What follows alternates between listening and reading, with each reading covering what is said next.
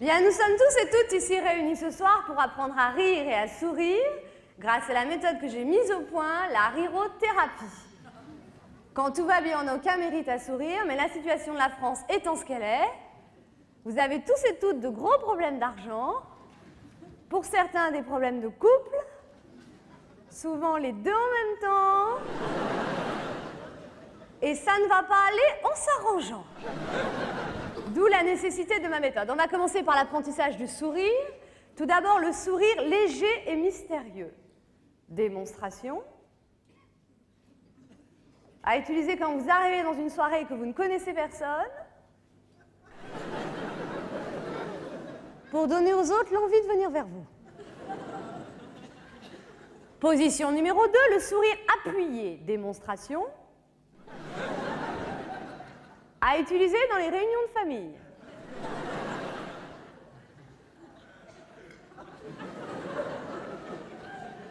Enfin, position numéro 3, le sourire élargi, à utiliser chaque fois que vous êtes agressé. Par exemple, dans les embouteillages quand on vous insulte, au lieu de faire « faites »,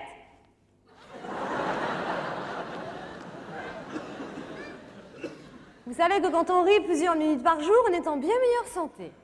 Alors on va commencer par ce que j'appelle le rire intérieur. C'est un rire qui se pratique bouche fermée. Démonstration.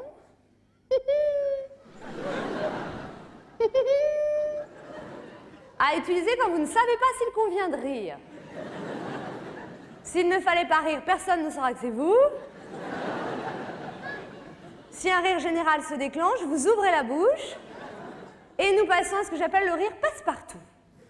Alors, le rire passe-partout, c'est le rire en A, qui peut être pratiqué indifféremment par les hommes ou les femmes. Démonstration. Ou attention pour le rire passe-partout, à vous.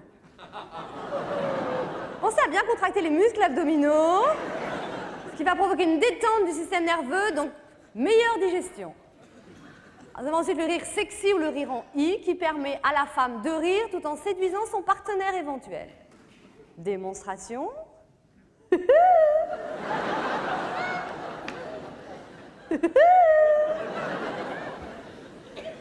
Quand on fait croire à un homme qu'il est drôle, c'est déjà gagné. Attention pour le rire sexy, à vous. Il y a encore du travail, hein? Nous avons ensuite le rire distingué ou le rire en haut qui vous permet de rire tout en montrant votre supériorité intellectuelle.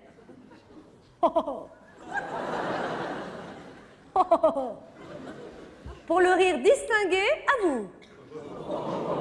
Bien.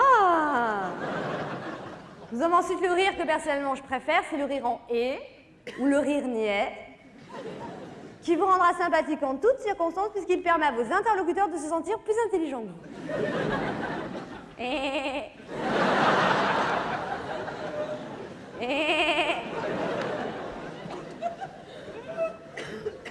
Je n'ai pas l'habitude de m'en vanter, mais sachez par exemple que c'est moi qui ai personnellement formé Thierry Roland.